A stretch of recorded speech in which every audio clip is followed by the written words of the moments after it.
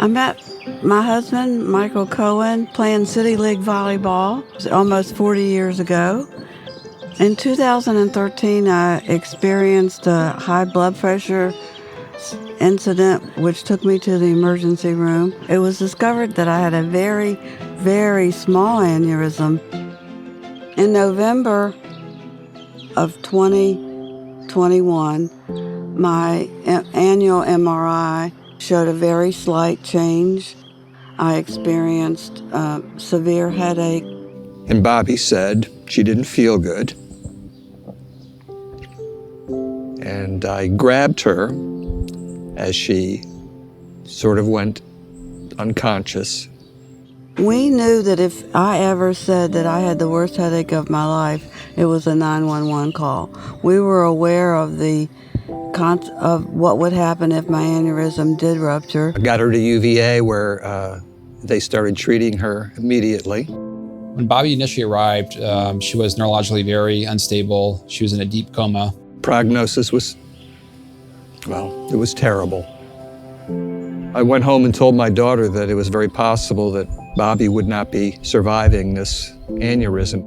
Perhaps the biggest challenge with treating her was just how to manage the aneurysm initially. There's two kind of mainstay therapies for ruptured aneurysms. One is an open craniotomy where we remove part of the skull. The other option is to treat it endovascularly, where we go in through an artery with a small catheter or tube, get into the aneurysm, and then seal it off from the inside. So Bobbye underwent endovascular coiling of her ruptured aneurysm and navigating a small catheter and a wire into the aneurysm, and then blocking off the blood flow into the aneurysm from the inside. This was successful as we were able to get coils into the aneurysm, which then creates clot and seals the aneurysm off to prevent it from re-rupturing. I was admitted to the NNICU, which is a neuro intensive care unit, where I remained a patient for 6 weeks.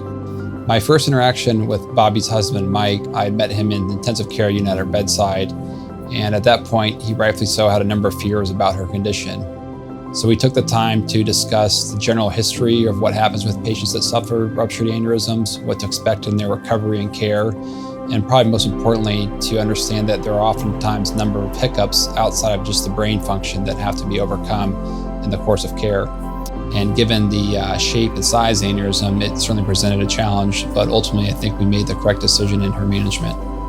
Just a terrific doctor and also a skilled technician, because in the middle of her procedure, he knew I was very fearful when they were repairing her aneurysm.